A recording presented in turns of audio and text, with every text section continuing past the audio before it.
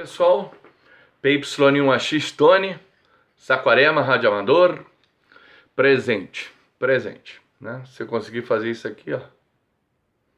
Mas então eu já falei sobre as antenas, a vertical, né? Radia 360 graus, a antena de polo, e falei sobre a direcional, onde é o feed point dela. Eu até falei diretor no último vídeo, até errei, porque é um irradiante no meio, é um dipolo, né? No meio, atrás vem um refletor que é 5% maior do que ele, e a distância entre ele e o refletor é 1/4 de onda. Tem vários cálculos aí na internet para vocês fazerem, bem fácil. E depois entram os diretores, tá? Mas eu queria falar com vocês agora sobre outra coisa. Vou até colocar meu óculos aqui.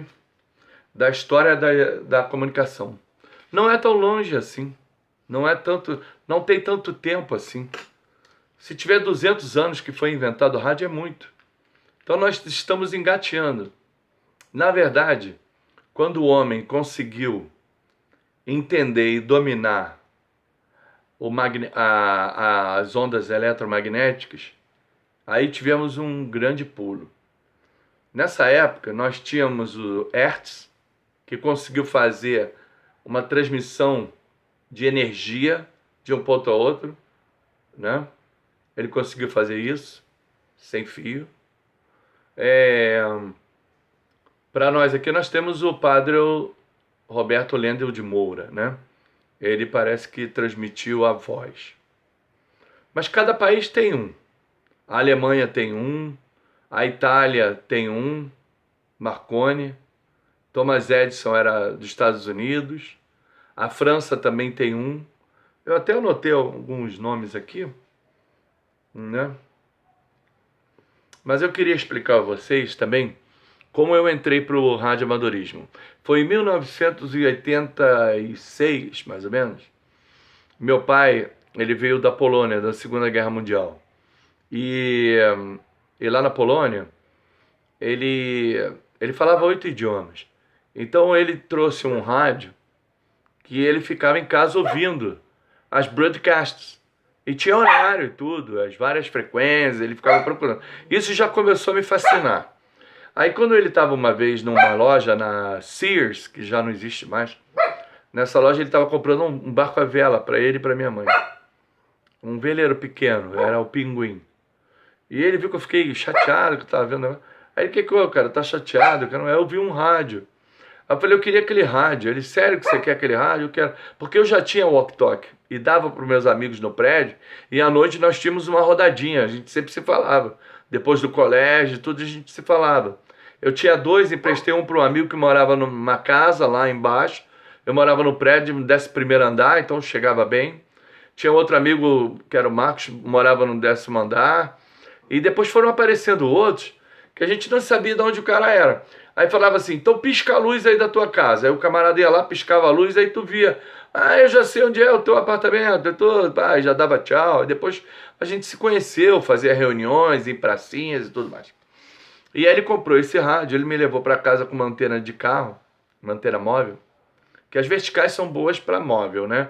Para carro, porque você está num carro, não adianta você usar a direcional, vai ficar apontado, o carro vira uma curva, aponta para o outro lado, então você perde o sinal. Por isso que para o carro, para o barco, para quem tem casa, pode botar uma vertical, aí você tem condições.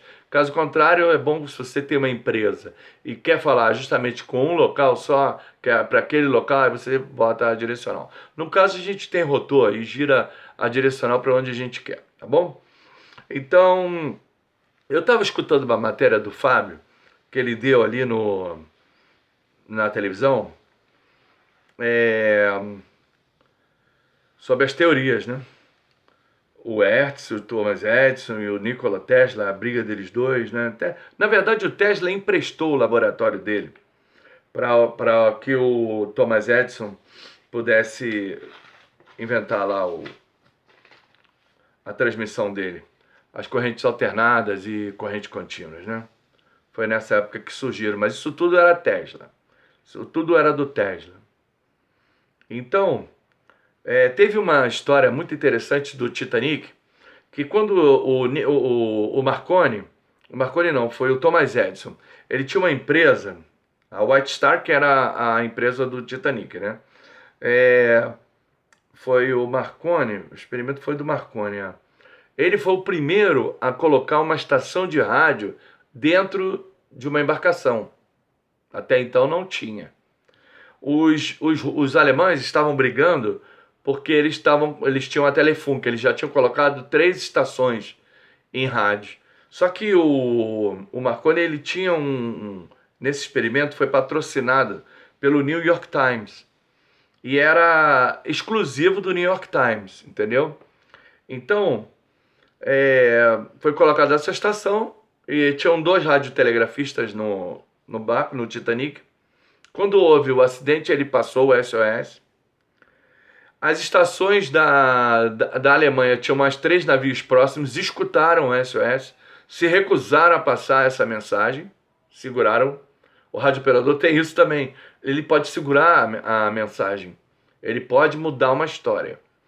Eles seguraram esse SOS pedido porque era exclusividade do Marconi e ele falou que quem copiasse ia se ferrar lá. Então, só que teve um hacker, já existia o primeiro hacker, né? Tinha um cara escutando isso lá nos Estados Unidos. E ele escutou esse SOS. Ele falou, pô, é o SOS. E o Titanic não chegava e ele começou a espalhar isso. Isso foi espalhado pelos jornais e tudo, então a notícia vazou. Tá legal? Vai acabar o tempo, vou me despedir.